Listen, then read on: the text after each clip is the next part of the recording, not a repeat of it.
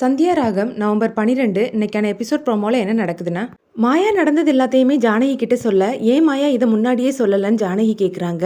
இல்லை பெரியம்மா, அந்த கார்த்திக் தனாவுடைய வீடியோவை எடுத்து வச்சிருக்கான், அதை வச்சு என்ன மிரட்டினான்னு சொல்ல, அதை கேட்டு ஜானகி ஷாக் ஆகுறாங்க.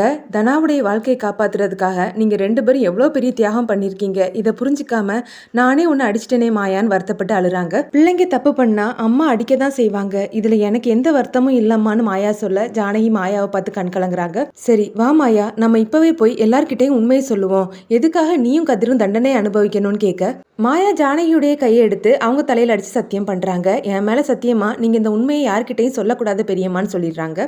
உன் வாழ்க்கையை பத்தி கொஞ்சமாவது யோசிச்சு பாத்தியா மாயா, வா சீனு கிட்டையாவது போய் உண்மையை சொல்லலாம்னு ஜானகி கூப்பிட, இல்ல பெரியம்மா என் காதல் மேல எனக்கு நம்பிக்கை இருக்குது, கண்டிப்பா சீனு என்ன புரிஞ்சுப்பான்னு மாயா சொல்றாங்க. அந்த மாயா கொடுத்த கம்ப்ளைண்ட்டை நம்பி என் பையனை அரெஸ்ட் பண்ணி இப்படி போட்டு அடிச்சிருக்கீங்களேன்னு கார்த்திக்குடைய அப்பா இன்ஸ்பெக்டர் கிட்ட கேட்க, அந்த பொண்ணு ஒன்னும் சாதாரணமா கம்ப்ளைண்ட் கொடுக்கல, கண்ணால பார்த்த சாட்சி 50 பேருடைய கையெழுத்தை வாங்கிட்டு தான் அந்த பொண்ணு கம்ப்ளைண்ட் கொடுத்திருக்கா, நீங்க இனி இந்த கேஸை கோர்ட்ல தான் பார்க்கணும்னு இன்ஸ்பெக்டர் சொல்றாரு. அந்த கதிர் தனா கழுத்துல தாலி கட்டிட்டான், இனி நம்ம என்னத்த பண்ண முடியும்னு கார்த்திக் கேட்க, ஒரு ஐடியா இருக்குது, இது தனாக்கு விருப்பம் இல்லாம நடந்த கல்யாணம், இன்னும் அவ ஒன்னதான் விரும்புறா, இதை வச்சு தனாவை நம்ம வழிக்கு கொண்டு வந்துடலான்னு புவனேஸ்வரி சொல்றாங்க.